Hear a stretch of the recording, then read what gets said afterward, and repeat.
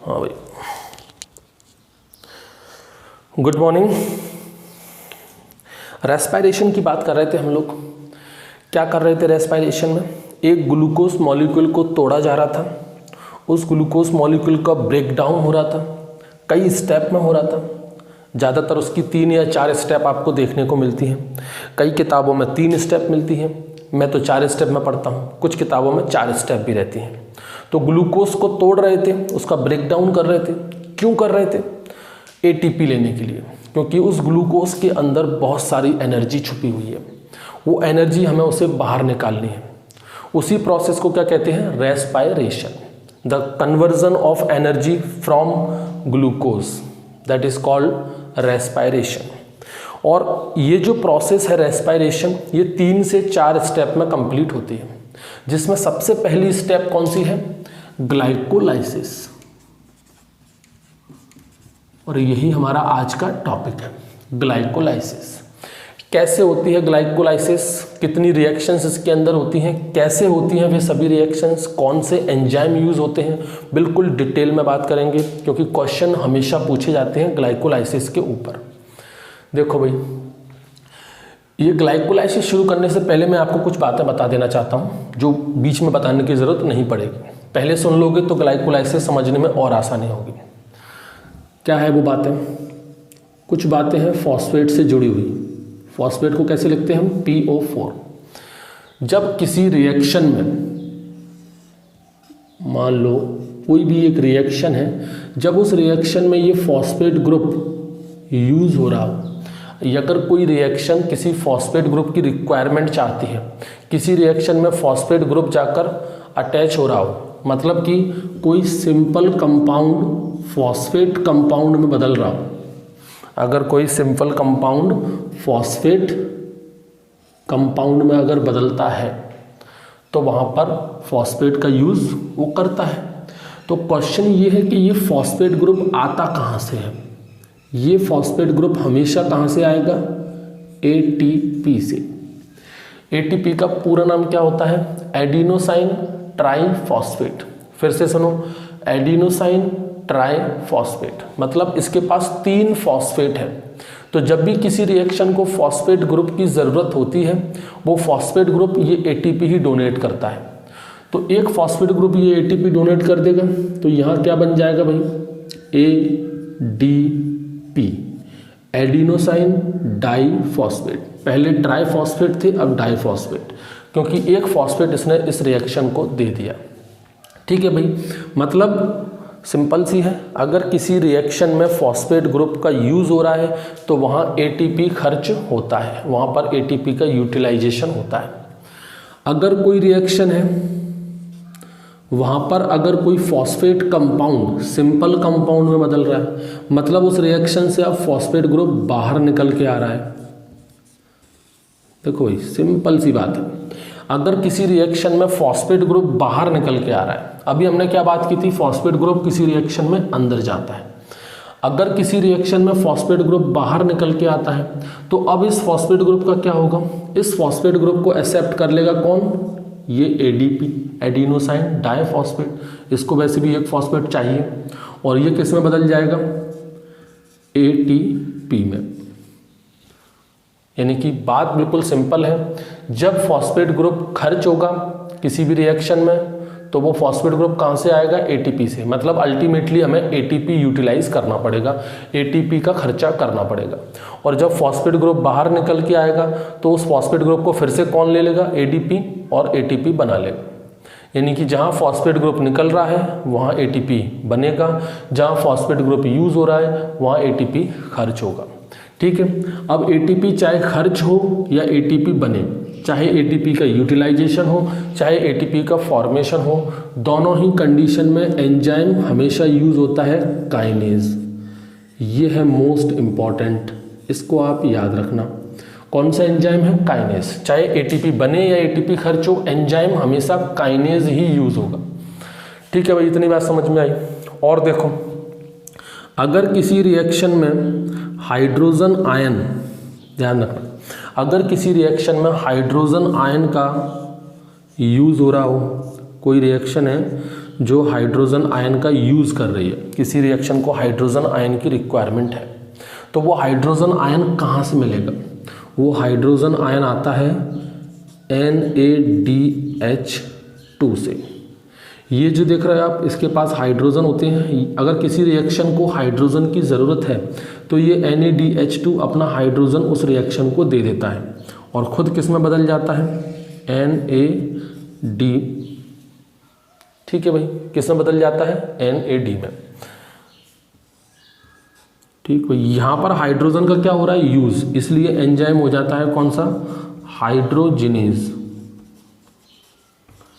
ठीक है भाई, अगर किसी रिएक्शन से हाइड्रोजन बाहर आ रहा है तो क्या होगा? ठीक अपोजिट इसके हो जाएगा। यहाँ पर अब ये हाइड्रोजन H पॉजिटिव ले लेगा और किस में बदल जाएगा? NaDH2 में। मतलब वही सिंपल सी बात है कि अगर हाइड्रोजन किसी रिएक्शन में यूज़ हो रहा है तो NaDH2 खर्च होगा, और अगर किसी रिएक्शन से हाइड्रोजन बाहर आ रहा है तो NaDH2 बनेगा। और यहाँ पर एंजाइम कौन सा होगा? हाइड्रोजन बाहर आ रहा है मतलब डिहाइड्रोजिनेज। इतनी बात आपको समझ में आ गई होगी। एक चीज़ और देखो, एक एंजाइम होता है आइसोमेरेज। आइसोमेरेज क्या करता है? पहले तो समझो आइसोमर क्या होते हैं, ये मैं आपको बता चुका हूँ पिछले वीडियोस में, आप देखना। कार्बोहाइड्रेट का मैंने जो वीडियो बनाया था उसमें बताया है आइसोमरेज क्या होते हैं। आइसोमरेज मतलब ऐसे कंपाउंड जिनका एम्पेरिकल फार्मूला या केमिकल फार्मूला सेम होता है, बस उनके स्पेशियल अरेंजमेंट में, उनके 3 डायमेंशनल स्ट्रक्चर में अंतर होता है। जैसे कि सबसे अच्छा एग्जाम्पल है आइसोमेरिज्म को समझने का, ग्लूकोज और फ्रक्टोज। ये दोनों एक दूसरे के क्या है? आइसोमर है। भाई ग्लूकोज का एम्पेरिकल फार्मूला क्या होता है? C6H12O6। फ्रक्टोज का भी क्या होता है? C6H12O6। तो जब दोनों का एम्पेरिकल फार्मूला सेम है तो एक को ग्लूकोज और एक को फ्रक्टोज क्यों कहते हैं? भाई देखो, इस ग्लूकोज का जो 3 डायमेंशनल स्ट्रक्चर है, भाई इसके अंदर 6 कार्बन है और 12 हाइड्रोजन है और 6 ऑक्सीजन है। तो यहाँ पर कार्बन के ऊपर जो हाइड्रोजन और ऑक्सीजन का अटैचमेंट है वो डिफरेंट होगा, और यहाँ पर हाइड्रोजन और ऑक्सीजन का अटैचमेंट कार्बन के ऊपर डिफरेंट होगा। There is a different type of attachment of hydrogen and oxygen on the carbon, and there is a different type of attachment of hydrogen and oxygen on the carbon. दोनों का arrangement अलग अलग है, molecular. बस ऐसे compound को कहते हैं आइसोमर। तो जो कंपाउंड एक दूसरे के सेम होते हैं, कैसे? उनके एम्पेरिकल फार्मूला सेम है, ठीक है, लेकिन बस वो डिफर करते हैं अपने शेप में, अपने स्पेशल अरेंजमेंट में और अपने 3 डायमेंशनल स्ट्रक्चर में। उन कंपाउंड को कहा जाता है आइसोमर, और वे एक दूसरे में कन्वर्ट भी हो सकते हैं। ये ग्लूकोज फ्रक्टोज में कन्वर्ट हो सकता है और फ्रक्टोज ग्लूकोज में कन्वर्ट हो सकता है, क्योंकि प्रॉब्लम ज़्यादा आएगी नहीं। सिर्फ अरेंजमेंट हमको करना है, बस इस कंपाउंड को उठाकर वहाँ लगाना है, उसको उठाकर वहाँ लगाना है। यहाँ पर कुछ भी हमें एक्स्ट्रा जोड़ना नहीं है, कुछ भी हमें एक्स्ट्रा निकालना नहीं है। इसके पास भी C6H12O6, इसके पास भी C6H12O6। तो फ्रक्टोज बड़ी आसानी से ग्लूकोज में कन्वर्ट हो सकता है, ग्लूकोज बड़ी आसानी से फ्रक्टोज में कन्वर्ट हो सकता है। यहाँ पर जो एंजाइम लगेगा वो एंजाइम कौन सा होता है? आइसोमेरेज। ये 3 मोस्ट इंपॉर्टेंट एंजाइम मैंने आपको बताए। इन तीनों एंजाइम का अभी यूज़ होने वाला है इस ग्लाइकोलाइसिस में, ठीक है। अब वो बीच रिएक्शन में आपको ये सब समझाना पड़ता, इसलिए मैंने आपको पहले से ही बता दिया। अब देखो ग्लाइकोलाइसिस। ग्लाइकोलाइसिस की शुरुआत कहाँ से होगी? ग्लूकोज से। कितने ग्लूकोज से शुरू करेंगे? 1 ग्लूकोज से।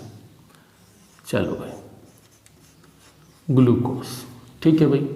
कार्बन का और मॉलिक्यूल्स का दोनों का हिसाब यहीं से रखेंगे। ग्लूकोज के पास कितने कार्बन है? 6 कार्बन, C6H12O6, 6 कार्बन है। और कितने मॉलिक्यूल है भाई? 1 मॉलिक्यूल है, मतलब 1 अणु है ग्लूकोज का। सबसे पहले ये ग्लूकोज कन्वर्ट होगा ग्लूकोज 6-फॉस्फेट में, ठीक है भाई। देखो 6-फॉस्फेट का मतलब ये नहीं है कि यहाँ पर 6 फॉस्फेट है। 6 फॉस्फेट का मतलब ये है कि ये जो फॉस्फेट ग्रुप है वो ग्लूकोज के 6वें कार्बन पर जाकर अटैच हुआ है। This phosphate group is attached on the 6th carbon of glucose, that's why it is called as glucose 6 phosphate. 6 phosphate से मतलब ये कतई नहीं है कि 6 फॉस्फेट इसके अंदर है, फॉस्फेट एक ही है, बस वो ग्लूकोज के 6th कार्बन से अटैच है, इसलिए उसे कहते हैं ग्लूकोज 6 फॉस्फेट।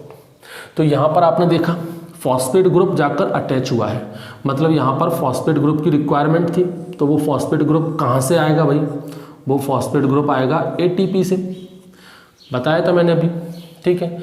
तो एटीपी एडिनोसाइन ट्राईफॉस्फेट, एक फॉस्फेट ग्रुप इसने ग्लूकोज को दे दिया, तो ये बदल जाएगा किसमें, एडीपी में। ये लो, शुरुआत ही एनर्जी खर्च होने से हुई है। कहाँ तो हम बात कर रहे थे कि इस ग्लूकोज से बहुत सारी एनर्जी बनानी है, अभी बनाई तो है नहीं, पहले ही स्टेप में एनर्जी खर्च कर दी। होता है भाई, जब कोई अच्छा खासा बिजनेस स्टार्ट करते हैं तो इन्वेस्टमेंट थोड़ा सा करना पड़ता है। अभी इन्वेस्टमेंट हो रहा है, देखो अभी कमाई तो अभी होगी और भरपूर कमाई होगी इस ग्लूकोज से। तो भाई ये यहाँ पर एंजाइम कौन सा यूज़ होगा, वही काइनेज, जहाँ एटीपी खर्च हो या एटीपी बने, एंजाइम हमेशा काइनेज होता है। क्योंकि इसके अंदर 6 कार्बन है तो एंजाइम का नाम रख दिया क्या, हेक्सोकाइनेज। आगे बढ़ो, ग्लूकोज 6 फॉस्फेट बदल जाएगा आपका फ्रक्टोज 6 फॉस्फेट में। देख लो भाई, कुछ भी चेंज हुआ क्या, कुछ इसमें ऐड हो रहा है क्या, नहीं हो रहा, कुछ बाहर निकल रहा है क्या, नहीं हो रहा। यहाँ पर भी एक फॉस्फेट, यहाँ पर भी एक फॉस्फेट, ग्लूकोज और फ्रक्टोज दोनों एक जैसे हैं, बस ये क्या हुआ, ग्लूकोज फ्रक्टोज से बदल गया, मतलब एक आइसोमर दूसरे आइसोमर में कन्वर्ट हो गया। तो एंजाइम कौन सा यूज़ हो जाएगा, आइसोमेरेज, और कुछ नहीं है भाई। और देखो भाई, अब फ्रक्टोज 6 फॉस्फेट ये बदल जाएगा आपका फ्रक्टोज 1,6 बिस फॉस्फेट। यहाँ पर देखो, पहले यहाँ पर क्या था, एक फॉस्फेट था जो 6वें कार्बन पर था, अब जो बना है फ्रक्टोज 1,6 बिस फॉस्फेट, मतलब यहाँ पर 2 फॉस्फेट है। एक फॉस्फेट जो 6वें कार्बन पर तो है ही, एक और फॉस्फेट इसमें आके जुड़ा है जो पहले कार्बन पर आकर अटैच हो गया है, मतलब यहाँ पर फॉस्फेट की फिर से ज़रूरत पड़ेगी। तो कौन आके देगा वो फॉस्फेट, वही एक ही है दाता, एटीपी एडिनोसाइन ट्राईफॉस्फेट, 3 फॉस्फेट लेकर आया, एक इसको दे दिया, तो इसके पास क्या बचा, 2 फॉस्फेट एडिनोसाइन डाईफॉस्फेट। एंजाइम बताओ, काइनेस, ठीक है भाई, एंजाइम कौन सा होगा, काइनेस। इस एंजाइम का नामकरण करो, ये तो काइनेस तो बेसिक हो गया।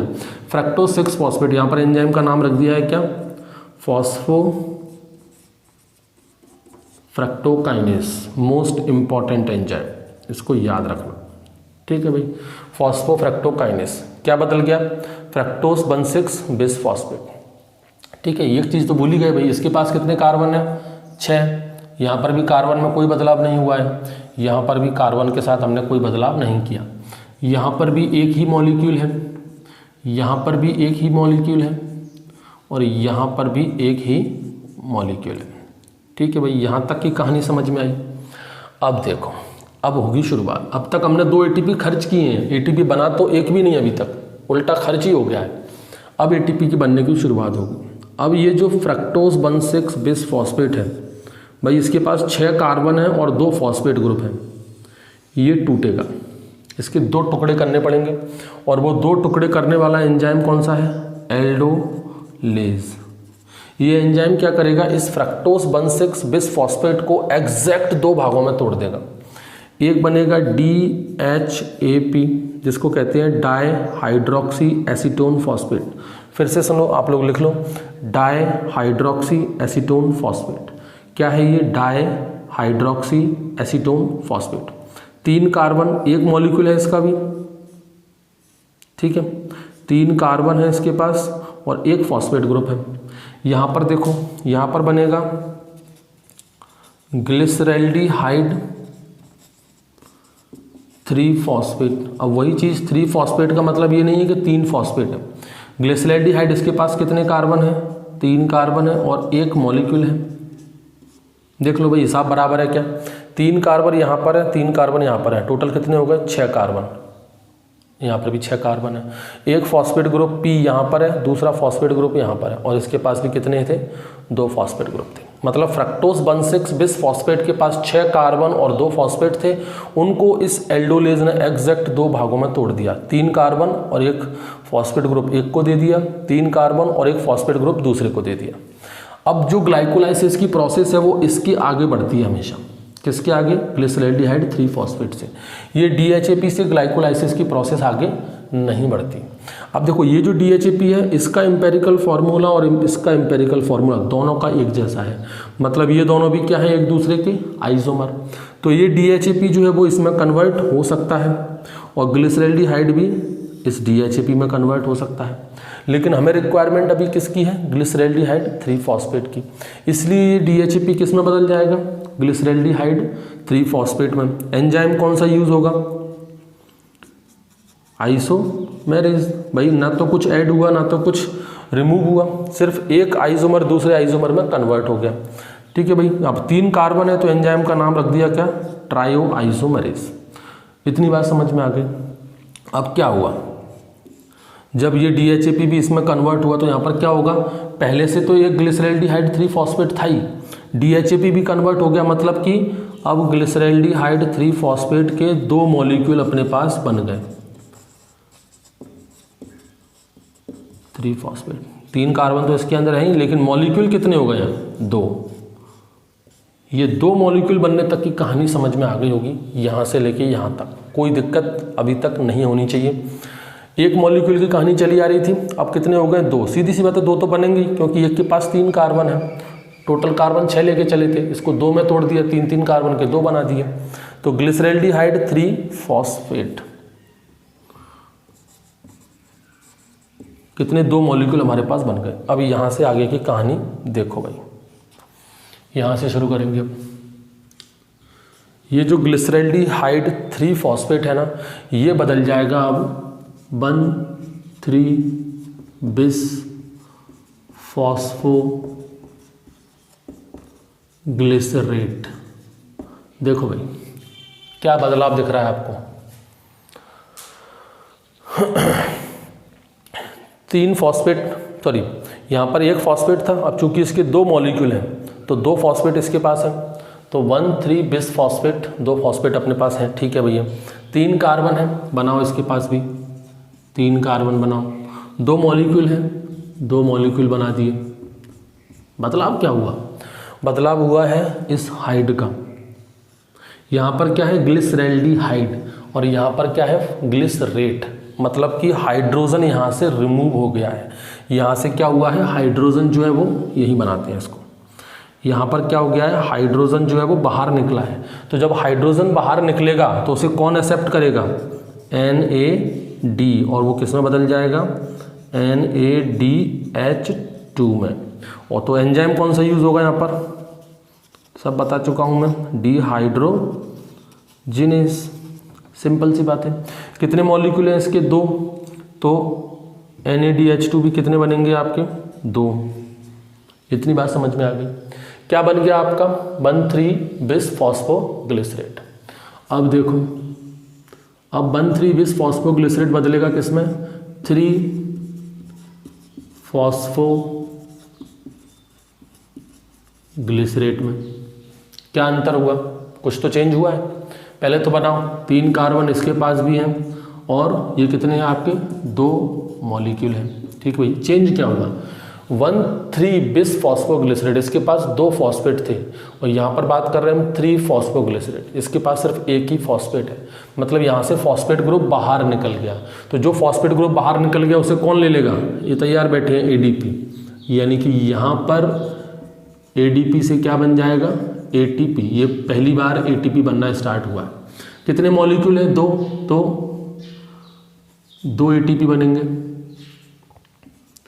ठीक है भाई, और देखो आगे, और एंजाइम बनाओ भाई। एंजाइम कौन सा होगा, काइनेस। सिंपल सी बात, जहाँ ATP बनता है वहाँ काइनेस और जहाँ NADH2 बनता है वहाँ डिहाइड्रोजिनेस। आगे बढ़ो भाई, 3 फॉस्फोग्लिसरेट, इससे बनेगा अब आपका 2 फॉस्फोग्लिसरेट। देखो भाई, मॉलिक्यूल अभी भी 2 ही हैं। ठीक है, कार्बन इसके पास भी 3 है। क्या बदलाव हुआ यहाँ पर, पहले यहाँ पर जो फॉस्फेट था वो तीसरे कार्बन पर अटैच था, अब जो फॉस्फेट है वो दूसरे कार्बन पर अटैच हो गया है बस, और कोई भी चेंज इसके अंदर नहीं हुआ। यहाँ पर एंजाइम यूज होता है म्यूटेज। इस स्टेप का कोई इतना विशेष इंपॉर्टेंस नहीं है, बस याद रखो कौन सा एंजाइम यूज हुआ, म्यूटेज। आगे बढ़ो, 2-फॉस्फोग्लिसरेट, ये बनेगा आपका फॉस्फो इनॉल पायरुवेट में। किस में कन्वर्ट होगा जी, फॉस्फो इनॉल पायरुवेट। इसको शॉर्ट में लिखते हैं PEP। देख लो भाई, 2 मॉलिक्यूल इसके भी हैं, 3 कार्बन इसके पास भी होते हैं। ठीक है, तो फॉस्फोग्लिसरेट किस में बदला है, फॉस्फो इनॉल पायरुवेट में। यहाँ पर एक याद रखना, हाँ पहले तो देख लो फॉस्फो इनॉल पायरुवेट, एंजाइम याद करने का तरीका इन्हीं कंपाउंड से ही है। कौन क्या बन रहा है, फॉस्फो इनॉल पायरुवेट, तो एंजाइम लिख दो क्या, इनोलेज। यहाँ पर एक इंपॉर्टेंट चीज़ है, यहाँ पर वाटर रिलीज होता है, क्योंकि 2 मॉलिक्यूल है तो 2 पानी के अणु, यहाँ पर 2 मॉलिक्यूल वाटर के रिलीज हो जाएंगे। इस स्टेप को याद रखना थोड़ा। अब फॉस्फो इनॉल पायरुवेट ये फाइनली कन्वर्ट हो जाएगा किसमें, पायरुवेट में। पायरुवेट या फिर इसी को हम कह सकते हैं क्या, पायरुविक एसिड। ठीक है भाई, कितने मॉलिक्यूल बने पायरुविक एसिड के, 2 मॉलिक्यूल की कहानी चल रही है शुरू से लेकर अब तक, शुरू से नहीं, यहाँ से 3 कार्बन है इसके पास। ठीक है, अब देखो यहाँ पर फॉस्फो था, यहाँ पर कोई फॉस्फो नहीं है, मतलब यहाँ से फॉस्फेट ग्रुप फिर बाहर जा रहा है, मतलब कि यहाँ पर ATP फिर से बनेंगे। कितने ATP बनेंगे, 2 ATP बने। क्यों बने 2 ATP, क्योंकि 2 मॉलिक्यूल हैं अपने पास। ठीक है, तो एंजाइम बताओ क्या होगा, एंजाइम होगा काइनेस। इसका पूरा नाम रख दो, फॉस्फो इनॉल काइनेस। हालांकि ये जो नाम आप देख रहे हो इसको ना भी पढ़ो तो भी चलेगा, सिर्फ काइनेस याद रखना आपको। ठीक है भाई, देख लो कितनी स्टेप हो गई, पहली स्टेप, दूसरी स्टेप, तीसरी स्टेप, ठीक है, ये चौथी स्टेप, 5वीं स्टेप, 6वीं स्टेप, 7th, 8th, 9 और 10। यानी ग्लाइकोलाइसिस में कुल कितनी रिएक्शन होती हैं, 10 रिएक्शन, जो कि मैं आपको पिछली वीडियो में बता चुका हूँ। ठीक है, इस ग्लाइकोलाइसिस का आउटपुट क्या हुआ वो देखो। इसमें कुछ इंपॉर्टेंट बातें अपन को देखनी है, क्या क्या यहाँ से मिला अपन को। एक ग्लूकोज किस में कन्वर्ट हुआ, पायरुविक एसिड में, मतलब 2 तो पायरुविक एसिड बन गए।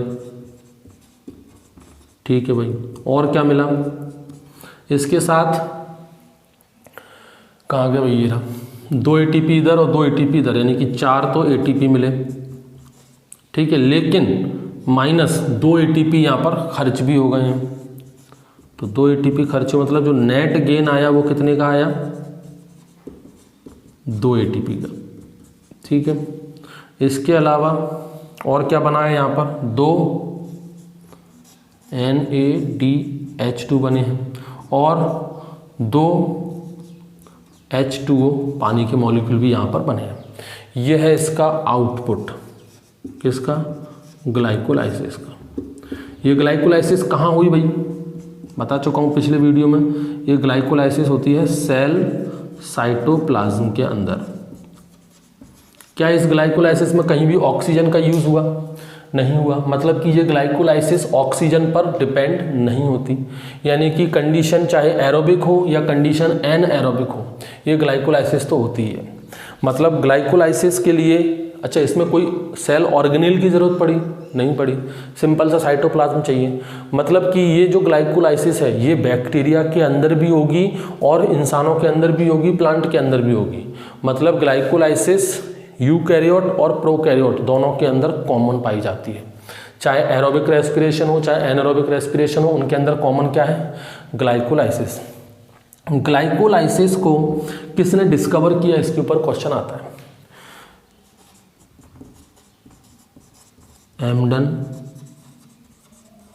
मेयरऑफ और पारानस, 3 वैज्ञानिक हैं जिन्होंने इस ग्लाइकोलाइसिस को डिस्कवर किया। एमडन, मेयरऑफ और पारानस। एमडन का ले लिया E, ठीक है भाई, मेयरऑफ का ले लिया M और पारानस का ले लिया P। इसलिए इसको EMP पाथवे भी कहा जाता है। तो क्वेश्चन आपसे ज़रूरी नहीं है ग्लाइकोलाइसिस के नाम से ही पूछे, वो आपसे पूछ सकता है कि भाई EMP का पाथवे ड्रॉ कीजिए, EMP पाथवे को समझाइए। तो कंफ्यूज मत हो कि EMP पाथवे क्या होता है। EMP पाथवे का मतलब वो ग्लाइकोलाइसिस की ही बात कर रहा है। ठीक है भाई, तो ये तो हो गया आपका ग्लाइकोलाइसिस कंप्लीट।